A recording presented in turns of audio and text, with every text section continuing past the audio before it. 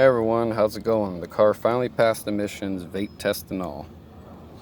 I figured out which lines they were being picky about.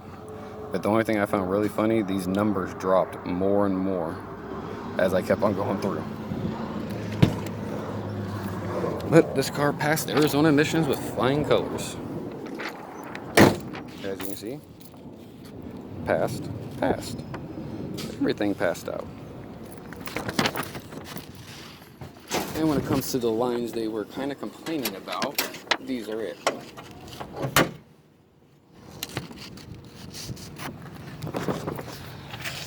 The line that goes over there from the charcoal canister goes to that middle line, comes all the way across over here, goes to here, goes down to the lower part of the engine to the third iron, to the middle iron, and then the hose on top of that, the other vacuum port, is supposed to go up and go straight to your intake manifold. I didn't have that there, and that's the reason why they kept on failing me. I failed 2 times due to that.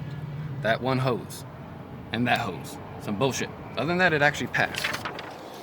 You expect the guys will be cool, you know, this is a rare car, RX7. It's very hard to see these things running and driving, daily driver, and let alone to pass emissions legally, not illegally. Like, this was passing emissions the right way when it comes to the pollution, but just because of that EVAP system, they wanted to be an ass. But it's alright. The car passed emissions, get 2-year tags, and I don't have to worry about it for another 2 years.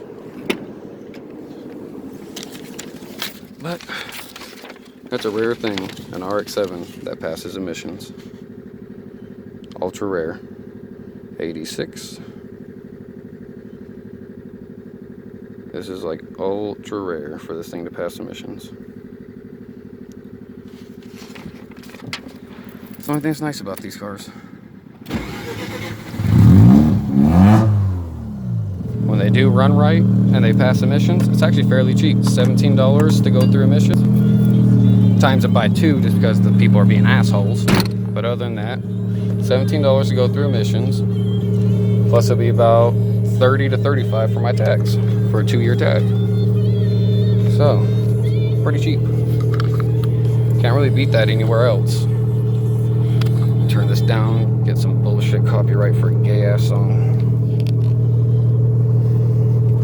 But it's a little update of what's going on. Got 21 miles on the fresh oil change. These guys must have fucking been punching the gas inside there, because I had pretty much in the middle between quarter and half a tank, and now this is what I got. What the hell? But little updates going on. Kick on the AC. You can know for sure the AC does work. My foot's over here, not on the gas. I'll kick the AC on. RPM drops. AC compressor's on. This thing has actually pretty cold AC, surprisingly.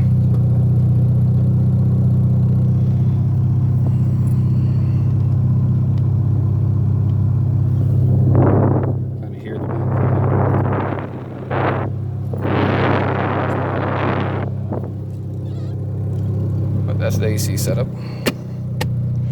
Works pretty good. On my car, since I pretty much had a Frankenstein half this crap together because it was all destroyed and fried, the blower motor still works. The actual fresh air vent still works, but the AC button itself doesn't work for the compressor. So what I did, I went through the internal part of this actual little control piece. Found when you go to this side, a wire turns on. When you go to this side, another power goes to another wire. My light turned on, so the way I wired it, when you go to the cold side over here, that actually turns on the AC compressor and the AC fan for the AC condenser. So that's kind of modified. None of the floor vents and all that bullshit works. But I have a whole nother piece in my closet, plus all the actual controllers and stuff that can actually control all those buttons go to. So eventually I'm going to take this whole dashboard out, fix that the right way to where the AC button's actually going to work the AC. All this shit's actually going to work what it's supposed to, and this is going to work for what it's supposed to. All original. It's kind of modified right now to work with what I got, but it works.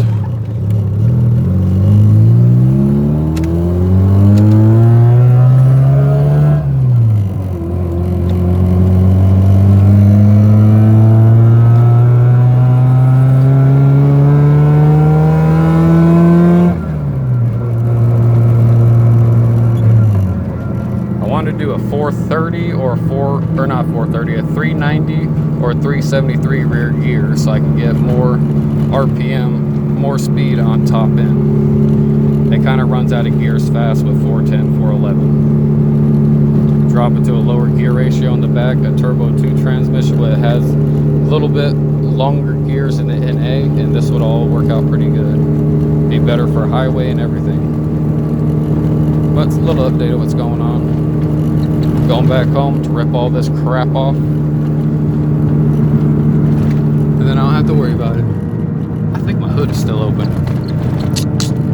Dum dum dum dum dum. What do you know? I might have left my hood open.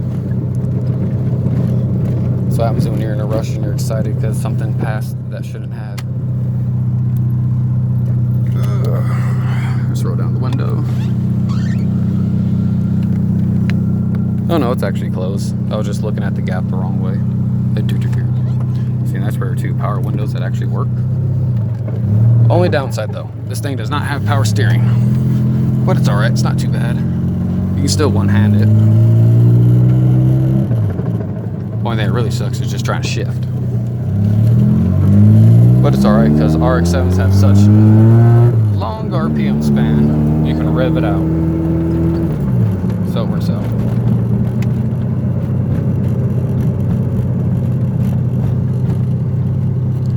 But it idles good. These are what the temperatures are like. 1,000 RPM. Say about 26, 28 pounds of oil pressure. Probably about 150. Yeah, I say about 155, 158, somewhere in there on the return. About 182 on the hot side. Retard wideband saying it's running rich. Give some gas. And comes back. That's why these gauges are very shitty, because that's all it does. It doesn't tell you exactly what your air to fuel ratio is or anything. These lights take forever. But it passed emissions, so now it's time to go back home, rip this crap apart, enjoy this AC on the way back home. Have another video coming out to you guys soon. Don't forget to like and subscribe.